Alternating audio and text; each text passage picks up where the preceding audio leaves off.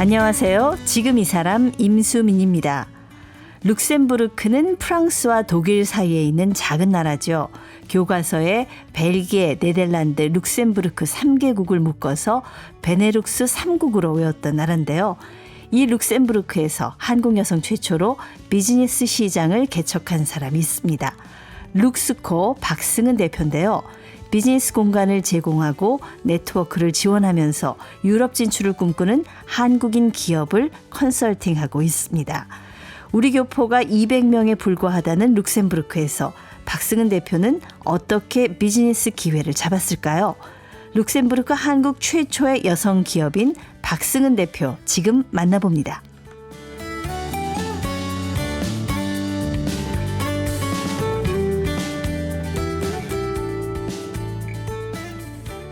멀리 룩셈부르크에서 오셨습니다. 박승은 대표님 안녕하세요. 안녕하세요. 초대해 주셔서 감사합니다. 네, 룩셈부르크에서 오셨는데 이번에 무슨 일로 귀국을 하신 건가요? 네. 저희가 룩셈부르크가 62년 만에 한국과 수교하면서 처음으로 대사관을 이제 개관을 하고요.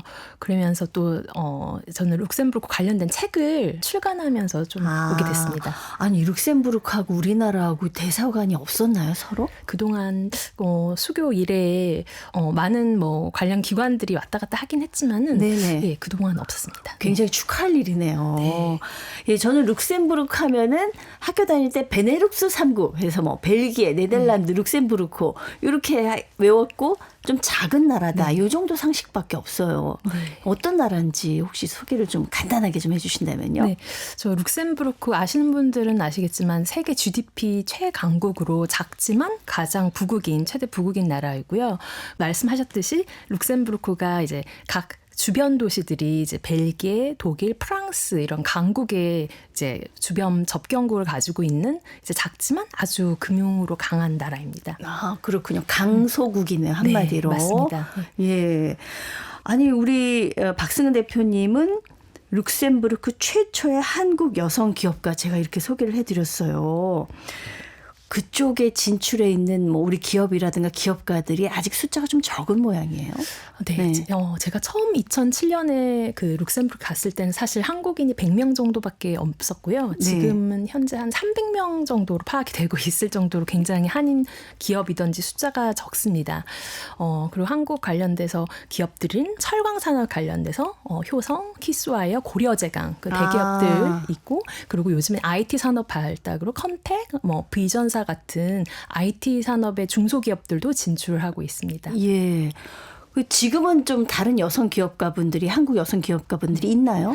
되게 재밌는 현상이 아무래도 한국 관련돼서 그 음식이든지 저희 문화가 굉장히 발달하면서 그런 F&B 그 식품 관련돼서 이제 창업하시는 분들이 여성 기업인들이 늘고 있습니다. 하지만 2007년에 기업을 최초로 시작한 한국 여성은 우리 박 대표님이 처음이셨던 거네요. 네, 그때는 정말 한국 여성으로서는 일을 하시는 분도 찾기도 어렵고 한국 분들도 찾기가 어려운 시대였습니다. 네, 사실 EU가 유럽연합이 이제 하나의 국가라고는 하지만 그 룩셈부르크 제가 얘기 들어보니까 거기 사시는 분들은 이게 국경을 넘어서 출퇴근을 하신다고 그러더라고요. 맞나요? 네, 맞습니다. 저희가 인구의 거의 50% 이상이 워킹 그 인구의 50% 이상이 외국인입니다. 근데 그 외국인들이 중에 또 반 이상이 그 국경을 넘어서 1시간 내에 출퇴근하는 벨기에, 프랑스, 독일 접경 국가에서 출퇴근을 하고 계십니다. 그러니까 사는 건 독일에서 살거나 맞습니다. 프랑스에서 사는데 저기 회사는 룩셈부르크로 다니는. 네. 그렇군요. 이동 시간이 사실 1시간 내이기 때문에 사실 서울 강남에서 강북으로 오는 시간이랑 똑같은 생각하시면 됩니다. 3일이면 저희 더 걸려요. 네. 한국은. 근데 우리 박 대표님은 지금 룩셈부르크에서 거주도 하시는 거죠? 네, 그렇습니다. 네. 지금 아까 이제 한류가 룩셈부르크도 영향을 미쳤다 이런 말씀을 하셨는데 어떻습니까? 우리나라에 대한 관심 이런 것들이 요즘 어느 정도인지 룩셈부르크는요? 네. 룩셈부르크의 한류 관련돼 가지고 폭발적으로 되게 제가 느낀 것은 저희가 코로나 시기에 많은 분들이 OTT 넷플릭스를 통해서 한국 영화 드라마를 보시기 시작하시면서 많은 주변 이웃들이든지 회사 관련된 분들이 말씀을 하시더라고요. 그래서 굉장히 한국에 대한 관심, 이게 문화뿐만이 아니라 기업에 대한 관심도 같이 함께 네, 높아졌습니다. 네. 그렇군요. 네. 그래도 뭐 지금 뭐 한국 교민이 한 200명 네. 이 정도면은 교민들은 거의 가족 같은 분위기가 아닐까 싶은데 어떻습니까? 저도 그럴 것 같다고 보통 분들이 말씀하시는데 또 굉장히 다양한 백그라운드 분들이 많이 계시기 때문에 활동하는 영역이 다르다 보니 네네. 만나기는 힘들고 뭐 한인회, 한글학교, 뭐 세종학당 뭐 이런 정도의 그런 어소시에이션이 있습니다. 네, 그렇군요.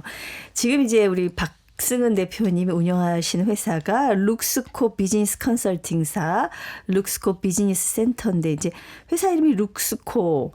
제가 추측을 해보면 룩셈부르크의 룩, 네. 코리아의 코. 네. 맞습니까? 네, 맞습니다. 예, 그래서 두 나라를 연결했을 때 X자로 이렇게 멀티플레이션 곱하면 어떤 시너지가 날지 그런 의미로 했는데 네네. 재미있는 건 요즘에 굉장히 한류가 뜨면서 저한테 외국분들이 이 룩스코라는 의미가 럭셔리 코리아의 의미가 아닌지 물어보시는 분들이 생겼습니다. 그것도 괜찮네요. 네. 럭셔리 코리아. 네, 예. 예. 워낙 저희 한국 뭐 화장품이든지 이런 리테일 그 업종에서 관심도가 높다 보니까 저도 모르는 뭐 화장품 브랜드를 아는지 물어보시는 분들 많으면서 그렇게 생각하시는 것 같습니다. 네네. 우리 한국 기업들이 유럽 시장 진출하는데 돕는 일을 하신다고 제가 들었는데 주로 어떤 일을 하십니까? 네, 한국 기업들이 유럽 시장으로 진출할 때 아까 말씀하셨듯이 유럽이 단일 시장이지만 각 문화권, 언어별로 되게 굉장히 다르기 때문에 사실 쉽지는 않습니다. 그래서 진출 전에 그 기업들이 어느 시장을 가장 먼저 공략을 해야 될지 이런 컨설팅 그리고 영업 같은 것들을 그렇게 하시는 분들을 그쪽 현지에서 저희가 모든 분들을 이렇게 회사를 설립해서 아예 운영을 해드리는 그 룩스코 비즈니스 센터에서 인큐베이팅, 엑셀레이팅 업무를 하고 있습니다. 그러니까 시장 조사부터 시작해서 인력 채용 같은 거, 뭐 어떤 사업을 하면 좋을지 이런 것들까지 다 컨설팅을 해주시는 네. 거군요. 네. 주로 어떤 한국 기업들이 찾아오나요? 굉장히 재밌는 건 저희 한국에 굉장히 좋은 기술 기업들이 국내 시장, 내수 시장에서 너무 컴피티션이 많기 때문에 이제 해외 시장을 보시는 그 대표님들이 많으세요. 그래서 네네. 그런 분들이 이제 저희 오셔가지고 이제 유럽 시장에서의 이제 진출하려면 예를 들어서 법률이든지 뭐 그런 것들에 대해서도 문의를 하시고 그 어떤 시장부터 이제 진출을 해야 되는지. 근데 룩셈부르크가 아무래도 룩셈부르크를 타겟으로 하는 게 아닌 그 근교에 또 프랑스, 독일이 다 같이 있기 때문에 네네. 아무래도 좀 좋은 라운치 패드라고 할 수 있습니다. 그러니까 룩셈부르크만 진출하는 것이 아니라 맞습니다. 룩셈부르크를 기반으로 해서 네, 맞습니다. 기업들이 활동하기가 좋은 환경인가 봐요, 거기가. 네. 그러니까 유럽에서 예를 들어서 어떤 금융 산업을 할 때 한국도 그렇지만 어떤 라이센스가 필요하잖아요. 네네. 근데 지금 브렉시트 이후로 런던은 이제 그런 걸 할 수 없는 활동지가 됐습니다. 그렇죠. 유럽연합에서 따로 나온 거잖아요. 맞습니다. 예. 그런데 그렇게 되면서 기업인들이 그러면 유럽에서 영어가 가능하면서 국제적이면서 좀 기업 활동을 하기에 편한 규제가 있는 나라가 어딘가를 찾다가 이제 프랑스와 독일 같은 경우에는 이미 자국 기업들이 굉장히 많기 때문에 사실 한국의 기업들이 오셨을 때 많은 도움을 받을 수는 없습니다. 근데 룩셈부르크는 아직까지 IT 산업 분야든지 이런 분야가 조금 다른 나라에 비해서 발달이 많이 안 됐기 때문에 네네. 한국의 강한 기술 기업들 이런 분들이 오셨을 때 굉장히 정부에서도 적극적으로 지원을 많이 해주고 계십니다. 예. 그래서 아마 그런 것 때문에 오시는 분들이 많습니다. 유럽 현지에서 룩셈부르크에서 느끼시기에 우리 기업에 대한 어떤 신뢰라든가 평가라든가 이런 어떤가요? 네. 한국 기업들이 코로나 전후로 해서 또 그 세계 시장에서 나스닥 상장에 또 상장한 네네. 경우도 있고 이제 그렇게 글로벌로 활동을 하면서 투자자분들께서 많이 또 문의가 오시는 상태가 됐습니다. 예전에 비해서. 예전에는 사실 한국 기업인과 이런 펀드레이징 이렇게 투자자들과 갔을 때 좀 한국에 대해서 잘 모르시는 경우도 많았고 그런데 네네. 요즘에는 워낙 저희가 글로벌로 활약을 하기 때문에 문의가 오고 있습니다. 그렇군요. 사실 룩셈부르크 최초의 한국 여성 기업인이 이제 되셨는데 그 과정이 참 궁금합니다. 그 유명한 IMF 학번이라고 네. 98년도 맞습니다. 대학 입학한 학번. 네. 원래 꿈은 어떤 거였는지요? 제가 학교 예. 다닐 때, 그 통역사로 유명하신 최정화 교수님이 있으셨는데 그분이 이제 왜 통역사의 삶에 대해서 쓰신 예. 책을 읽고 저는 사실 통역사가 되고 싶어서 이제 외대에 들어가게 됐습니다. 동시통역 예, 동시통역사. 하시려고. 네네네. 독일어 전공하셨죠. 네, 그렇습니다. 네. 예. 근데 대학 가서 제가 보니까는 공부를 하나도 안 하셨다고. 네. 진짜요? 예. 네, 저 요즘에는 어떤지 모르겠지만 고등학교 때까지 학원 이런데 다니면서 놀아보지 못했기 때문에 대학교에 입학하면서 이제 자유가 아닌 방임 공부를 하나도 하지 않고 펑펑 놀다가 학사 경고장을 받았습니다. 아이고나, 네. 아이고. 예. 네. 그래서 이제 그 집에서 뭐라고 야단 좀 맞으셨겠는데요. 네. 너무 난리가 났죠. 모범생인 학생이 네, 학교를 계속 빼먹고 놀기만 하고 잠만 자고. 네. 그래서 이제 교환학생이 외대가 참 교환학생이 잘 돼 있어서 독일로 이제 교환학생을 이제 가야 되는 상황이 와서 그때 이제 독일 문화원에 또 엑스트라로 학교 생활 이외에도 또 과외를 독일 문화원에 가서 독일어 교육을 받는 이제 뭐 그런 활동을 하면서 독일로 떠나게 됐습니다. 독일 교환학생 가서 근데 거기서 또 사고를 치셨다고. 네. 참 약간 반전이 계속 됩니다. 네. 무슨 사고를 치셨어요? 예. 참 그것도 어떻게 보면 문화를 잘 몰라서 생기는 사고인데요. 독일이나 오스트리아, 스위스 같은 경우에 이제 문이 안에서 열쇠를 가지고 나가지 않으면 그냥 이렇게 닫고 나가면 바로 잠기는 시스템으로 되어 있습니다. 네. 일요일 오전에 이제 바로 문을 닫고 뭘 가지러 나가야겠다 했는데 제가 마침 뭐 쿠킹을 하고 있었습니다. 그래서 안에 아무도 집 안에는 지금 가스불 켜놓고 네. 문이 닫혀버린 상황이군요. 나갔는데. 네. 열쇠는 방 안에 있습니다. 아이고.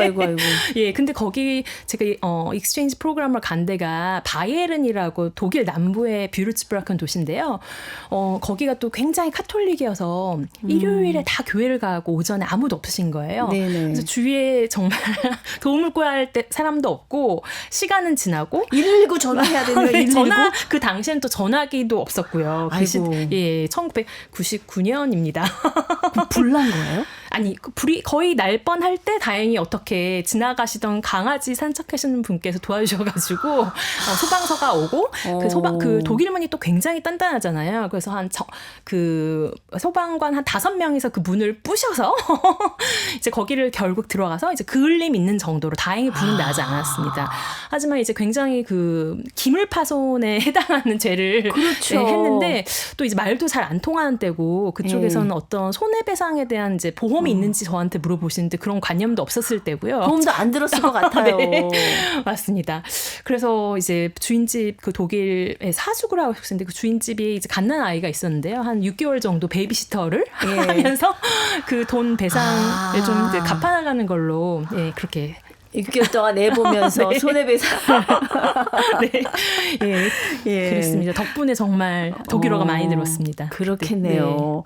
그 독일 교환학생의 경험이 아무래도 우리 박승은 대표의 그 인생에 조금 변곡점이 된 것 같아요. 많이 되었습니다. 네. 정말. 예. 새로운, 그러니까 기존에 이렇게 이틀에서 이렇게 해야지가 아닌 제 스스로가 이제 그것을 찾아나가는 과정이었는데요. 이제 거기에 저 나이 또래의 이제 독일, 프랑스, 유럽 학생들이 익스체인지 프로그램으로 한 에라스무스라고 하는 이제 프로그램이 있는데요. 그런 학생들의 또 삶을 보면서 와, 이렇게 같은 나이인데 저렇게 어른스럽게 자율적으로 자기가 하고 싶은 일들을 찾아가고 남에 의지 않고 이제 모든 걸 스스로 하는 것을 보면서 많이 배웠습니다. 네. 독일이 굉장히 대학교 들어가기는 쉬운데 나오기가 어렵다고 졸업하기가 어렵다고 그러더라고요. 네, 맞습니다. 유럽 전반이 사실은 그렇고요. 요즘에 한국에 의대 관련돼서 굉장히 이슈가 많은데 사실 그런 것들도 유럽은 들어갈 때는 입학 정원이 많고 그러니까 갈수록 입학 정원을 줄여서 이제 떨어지는 사람도 있고 좀 다른 시스템입니다. 네. 우리나라와는 시스템이 완전히 다른데 근데 그 어려운 독일에 교환학생 마치고 다시 유학을 또 가셨나요? 아, 네. 한국에 네. 와서 이제 외대를 무사히 졸업을 학사를 하고 한 2년 정도 독일 관련 제가 중소기업에 취업을 했어요. 근데 그때도 좀 에피소드가 있는 게 보통은 한국 학생들은 모든 좋은 대기업에 원서를 넣고 네. 큰 기업 위주로 가는데 저는 독일어를 쓸 수 있는 기업에 가는 것이 1순위 취업에서의 저의 조건이었거든요. 그렇다면 중소기업에서 그런 자리가 꽤 많이 있어가지고 이제 처음에 그런 중소기업에 취업을 해서 계속 독일어를 실력을 잃지 않고 2년 동안 네네. 예, 하면서 그 다음에 석사 과정을 이제 준비해서 독일 유학을 다시 가게 됐습니다. 아, 그래서 함부르크 대학에서 이제 MBA 과정, 네. 경영학 석사를 네. 경영학을 또 공부하게 된 이유가 있나요? 네, 제가 아무래도 그때 당시에 이제 일을 하면서 부족함을 느낀 게 이제 언어는 굉장히 잘하지만 이제 경영학적인 좀 지식은 없었는데 아무래도 일을 해외에서 그때 해보고 싶다는 좀 꿈을 갖고 갔기 때문에 네네. 그렇다면 좀 제대로 그 부분을 공부해보자 이제 그렇게 해서 하게 됐습니다. 독일 유학 가서 공부만 열심히 하신 건 아닌 것 같더라고요. 네. 그 인생의 네. 인연을 거기서 또 만나셨어요. 아, 네, 맞습니다. 네. 그 독일 함부르크 대학교에서 이제 공부를 할 때 이제 한국 학생들이 없다 보니까 이제 제가 어떻게 알게 돼가지고 소개를 받아서 이제 만난 분이 지금 현재 저의 남편인데요. 한국 남자가 있다. 네, 그렇게 말씀을 해주셨는데 제가 예. 나갔더니 한국 분이었는데 이제 입양이 돼서 스웨덴으로 입양된 이제 스웨덴인을 만나게 됐습니다. 네. 그러면 사실 겉모습은 한국 사람이지만 생각하는 거나 언어나 이런 게 다 완전히 다른 거죠. 네, 맞습니다. 예. 네. 네. 그 어떻습니까? 뭐 같은 피를 같은 네. 핏줄이지만은 전혀 네. 문화적 베이스가 다른 네. 예. 입양되신 분을 만났는데 처음에 좀 어떠셨는지 모르겠어요. 제가 사실은 태어나서 처음으로 입양인을 만나본 경우여서 저도 조금 당혹스러워서 어떻게 이런 이분을 대해야 될지 잘 모르겠더라고요. 예. 왜냐하면 처음 만났을 때 제가 딱 생각이 든 거는 아시는지 모르겠지만 예전에 고 최진실 배우께서 출연하셨던 수잔 브링크의 아리랑이라는 그 예, 영화가 예. 있어요. 그래서 네. 제가 어렸을 때 봤는데 굉장히 이제 어둡고 좋지 않은 이제 실화를 배경으로 해서 이제 그런 것들이 많이 소개가 돼서 입양인에 대해서 굉장히 그냥 슬프고 뭐 내면이 어둡고 뭐 이런 생각을 하고 있어가지고 좀 이제 처음에는 좀 당혹스럽습니다. 근데 좀 만나보니까 네. 어떻든가요? 만나면 만날수록 너무 놀라운 것이 굉장히 저희가 가지고 있던 편견의 입양인이 아니라 너무나 내면이 밝고 긍정적이고 이제 그런 부분에서 굉장히 놀랐습니다. 네. 두 분이 이제 그 미래를 약속하는 사이가 된 거죠. 네. 시간이 오래 걸렸습니다. 왜냐면 또 그 롱 디스턴스, 왜냐면 처음에는 또 잘 모르고 좀 생각이 되시겠지만 집안의 반대가 있어 굉장히 심했기 때문에 그 양부모님은 어떤 분이셨나요? 지금 이제 남편분이시죠? 네, 예. 예. 그 스웨덴 양부모님이 제가 처음에 생각했던 거는 입양을 했다고 하면 보통은 이제 중산층 이상의 이제 가정이 입양이 된다고 생각을 하는데 사실 스웨덴에서도 노동자 계층에 이제 계셨던 대학을 나오지 않으신 시골에 사시는 분들이어서 사실 그것도 제가 좀 놀랐던 부분입니다. 처음에 이제 시댁에 갔을 때 네. 어떤 풍경이었나요? 이제 스톡홀름에서도 한 거의 2시간 가까이 운전을 해서 GPS도 나오지 않아서 제가 처음에 멀미를 했던 기억이 나거든요. 그래서 보통 스웨덴 하면은 떠오르는 여기 빨간색 오두막집이 있어요. 스웨덴 별장으로 많이 쓰시는 집인데 굉장히 작은 그런 오두막집에 거기에 이제 들어갔던 기억이 납니다. 네. 근데 부모님들은 어떤 분이셨나요? 네. 그래서 굉장히 정말 제가 살면서 좀 뵙지 못했던 정말 속세던지 이렇게 계산적이신 분들이 아니라 정말 뭐라고 해야 되죠? 그러니까 굉장히 마음이 따뜻하시고 생활에서도 굉장히 가치적인 것들이 그러니까 사람과 사람, 물질에 대한 중요성이 아닌 사람에 대한 이제 중요성을 첫 번째로 하시는 그런 분들이었습니다. 되게 인간적이고 따뜻한 분들이셨나 봐요. 그런데 저는 참 인연이라는 게 대단하다 싶은 게 어떻게 그 스웨덴의 저기 시골에 사시는 분들이 그 당시에 옛날엔 그 코리아라는 잘 네. 알지도 못하는 나라에서 네. 아이를 입양하실 생각을 하게 되셨는가. 그것도 예. 네, 저도 시어머니가 이제 만나셨을 때 얘기를 해주시더라고요. 그러니까 본인이 아이를 굉장히 갖고 싶었는데 이제 신체적으로 가질 수 없는 상황이어가지고 네, 굉장히 네. 아이를 기다리다가 이제 이렇게 한국에서 입양을 하게 되고 그래서 제가 갔을 때 되게 놀랐던 것이 남편이 입양됐을 때 입었던 옷들 아니면 이제 한국어 책자도 있는 거예요. 왜냐하면 네. 스웨덴 부모님들이 모르잖아요. 한국말을 뭘 하는지. 그러니까 이 양쪽 간에 이게 무슨 말인지 알 수 있도록 뭐 하는 책자들, 뭐 태극기 제가 아직도 굉장히 보물처럼 가지고 있는데 또 남편이 대한항공을 타고 만든 모형기가 있어요. 뭐 그런 네. 장난감을 아직도 가지고 계시면서 저한테 다 보여주시면 설명을 해주셨습니다. 그 자신의 아이의 그 히스토리까지 네. 옛날의 과거까지도 다 소중히 네. 이렇게 네. 간직하시는 정말 따뜻한 네. 그런 분들 정말 좋은 부모님을 만나셨네요. 네, 네, 네. 그러네요. 어때요? 그런 나랑 어떤 문화적으로 완전히 다른 분을 만나면서 네. 우리 박 대표님도 좀 가치관이라든가 이런 내면의 변화가 생기든가요? 많이 변했다고 생각합니다. 예. 근데 사실 그러는 과정에서 많이 부딪혔죠. 왜냐하면 저는 곱게 자란 네. 그 어려움을 모르고 그냥 제 주위 사람들만 보고 자랐는데 아무래도 한국은 남과 비교하고 굉장히 컴피티션이 있고 뭐 이런 환경이 아무래도 지배적인데 그 가치관을 이제 변경하는 데 있어서 많은 영향을 미쳐왔습니다. 근데 이제 뭐 난관이 있었을 것 같아요. 집에서 이제 많은 반대를 하셨다고 네. 들었는데 그 난관을 어떻게 뚫게 된지 그 스토리가 네. 또 궁금한. 처음에 이제 부모님한테 어떻게 인사를. 네. 처음에는 정말 얘기를 하기가 너무 어려웠고요. 그래서 저희가 생각한 거는 우선 우리가 경제적으로 자립을 해서 결혼을 하자. 남편분하고. 네, 그렇게 예. 합의를 해서 남편이 먼저 저기 룩셈부르크라고 나라가 있는데 자기가 여기에 신입사원 은행원으로 갈 수 있는데 이 나라를 잘 모르겠다. 그래서 어떻게 하냐. 그래서 제가 데이터를 찾아봤더니 세계 최고 GDP에 세계 최고 그 최저임금이어서 무조건 가라. 최고임금. 예, 최저임금은 세계 최고입니다. 여전히. 예. 최저임금이 제일 높은. 네네네. 연봉도 높겠네요. 네, 좀. GDP도 현재도 계속 1위고요. 예, 그래서 신입사원이 시작하기에 굉장히 좋은 나라라고 생각을 했지만 그때도 제가 결정할까지 룩셈부르크로 나라에 대해서 아는 게 없어서 저희 대학교 친구가 저희 신입생 오리엔테이션 때 본인이 네. 룩셈부르크에서 살다 왔다고 했던 기억이 나서 예, 그 친구 대학 친구한테 동기한테 지영아 너가 예전에 살았던 데가 너희 아버님이 그때 은행을 이제 만드시느라고 그 한때 룩셈부르크 맞지? 어떠니? 이랬더니 굉장히 너무너무 좋은 나라라고 해서 그 결정을 내리고 이제 가게 됐습니다.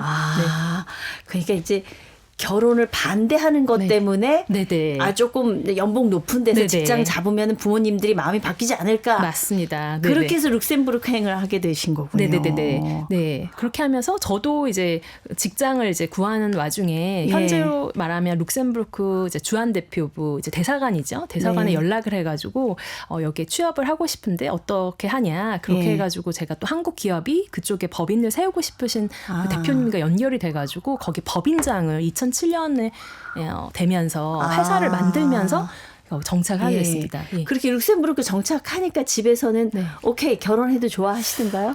뭐 좋지는 않지만 둘이 독립을 했기 때문에 이제 어쩔 수가 없으신 상황이 되셨죠. 네. 근데 사실 그 어머니가 처음에 남편분을 보려고 이제 독일로 한번 오셨다면서요. 스톡홀름으로 저희가 초청을 드렸습니다. 스웨덴으로. 예, 스웨덴의 그 시내에 네. 굉장히 멋진 곳에 그 시골이 아닌 예, 초대를 드려가지고 저희 예. 어머니와 처음으로 이제 만나게 제가 주선을 했습니다. 네. 보고 나서 좀 첫인상이 마음에 드셨을까 모르겠어요. 어떤.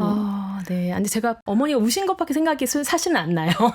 이제 굉장히 이제 잘 키우는 딸이 잘 예. 모르는 입양인과 이게 그런 사람과 결혼한다고 했을 때 예, 굉장히 무서워하셨고 되게 슬퍼하셨던 것 그게 굉장히 기억에 남아 있습니다. 그 프로포즈는 어떻게 받으셨어요? 네. 그래서 그때 본인이 준비를 하셨더라고요. 이제 누가? 저희 남편이 저희 어머니 앞에서 예. 본인이 산 가장 그때는 이제 학생이어가지고 거의 뭐 돈이 없었을 때이기 때문에 조그만 그 다이아몬드 링을 가지고 다이아몬드 반지를 엄마가 왔는데 어머니가 엄마 앞에서 일부러 제가 그런 것들도 어디서 배웠는지 들었는지 모르겠지만 예, 그렇게 해서 프로포즈를 하시고 네. 어머니 앞에서 프로포즈를 했는데 어머니는 뭐라 그러세요? 아무 말씀이 없으셨습니다. 네, 뭐 이제는 뭐 직장도 구했다고 하니 뭐 그때부터는 뭐 어쩔 수가 없구나 이렇게 생각을 포기하신 것 같으셨습니다. 네. 네. 그렇게 해서 어머니의 난관을 네. 하고 아버지는 괜찮으셨어요? 괜찮지 않으시고 아무 말도 없으시고요. 네. 네. 세상이 많이 바뀌었다고는 하지만은 네. 아직도 어떤 그런 부분에 대한 보이지 않는 우리 사회의 어떤 네. 벽이나 장벽이 네. 있는 것 같아요. 네, 맞습니다. 예. 네네네. 지금은 이제 잘 사는 모습 보시고 어떠신지 모르겠네요. 네, 지금은 저희 자녀가 2명이 있는데요. 아이들이 네. 이렇게 잘 큰 모습을 굉장히 좋아하시지만 그래도 제가 이렇게 책을 내고 이런 활동을 한다고 했을 때 좋아하지 않으셨습니다. 그래서 왜요? 네. 아니 굳이 그 세대에서는 아직도 입양인 뭐 이런 것들을 굳이 이렇게 밖에다가 얘기를 하면서 이런 걸 얘기를 할 필요가 있는가? 다문화 가정이라는 거에 대해서 이렇게 밖에다가 이렇게 진솔하게 얘기를 할 필요가 있는가? 이렇게 기성세대에서 생각하시는 것 같아요. 네. 이런 것들이 이제 책을 내고 이렇게 네. 하면 이제 많은 분들이 몰랐던 사람들까지 네. 알게 되는데 네. 그게 뭔가 좀 네, 맞습니다. 예. 그렇군요. 네네. 아직도 진짜 벽이 높네요. 네, 그렇습니다. 그래도 사실 남편 덕에 룩셈부르크 최초의 한국 여성 기업인이 되신 게 아닌가 결과적으로.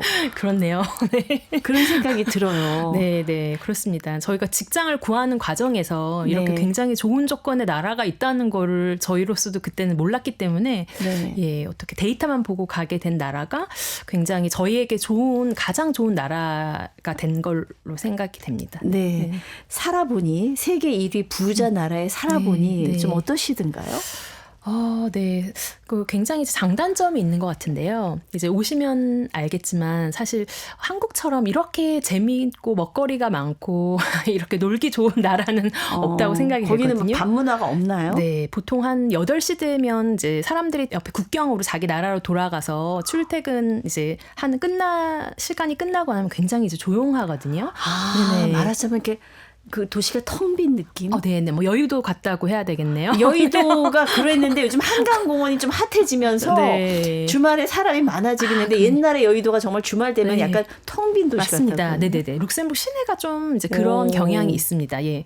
그래서 이제 그런 것들을 어떻게 보면 단점이라고 생각할 수도 있는데요. 또 네네. 의외로 오래 살다 보면 저희처럼 50% 이상이 외국인인 나라가 유럽에서는 정말 유일하게 룩셈부르크밖에 없습니다. 그렇다 보니 그 굉장히 많은 커뮤니티가 발달이 돼 있어요. 그래서 네네. 어떤 세미나든지 어떤 액티비티를 하고 싶다고 하면 매일매일 다양한 그런 이벤트가 또 열리는 곳이 룩셈부르크예요.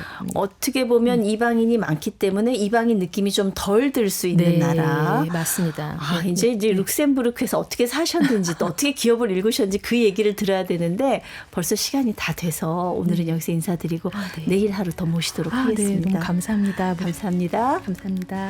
룩셈부르크 최초 한국 여성 기업인 박승은 대표였습니다.